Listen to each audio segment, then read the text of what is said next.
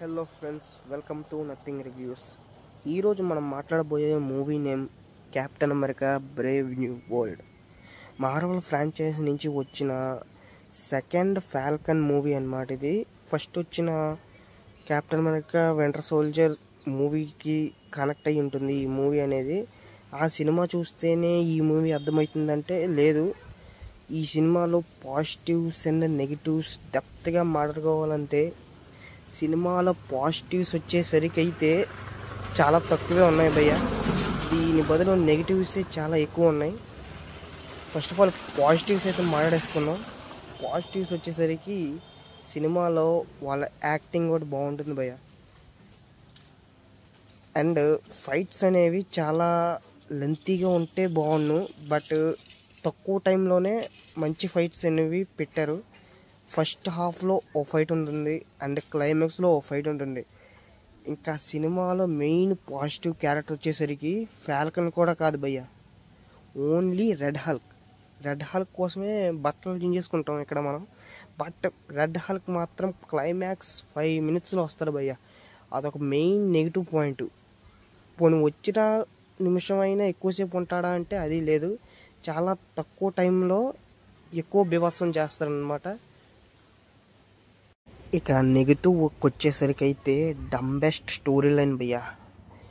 ఏదో పొలిటికల్ వైపు తీద్దాం అనుకున్నారు, బట్ సినిమాలో ఆ పొలిటికల్ యాంగిల్ అనేది అస్సలు వర్కౌట్ అవ్వలేదు.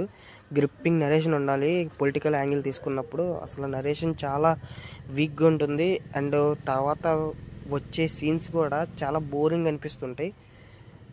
ఫైట్లు మాత్రం జస్ట్ 2 ఉంటాయి భయ్య. ఆ 2 ఫైట్లు కూడా మినిమం యాక్సెప్టెన్సీని క్లియర్ చేసి ఉంటే మాత్రం చాలా బాగుండేది. బట్ ఫస్ట్ హాఫ్లో సెకండ్ హాఫ్లో జస్ట్ 2 ఫైట్లు అవి ఎక్కువసేపు ఉండవు భయ్య.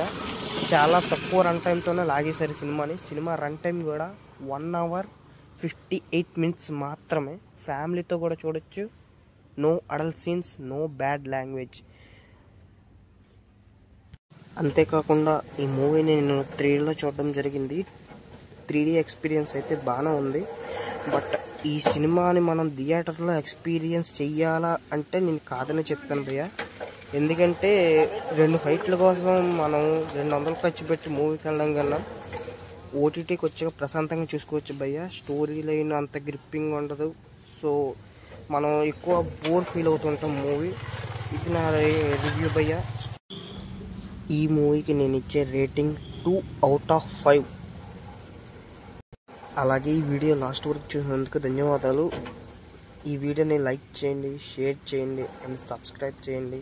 మళ్ళీ కొత్త వీడియోతో మళ్ళీ కలుస్తాం. Okay, bye.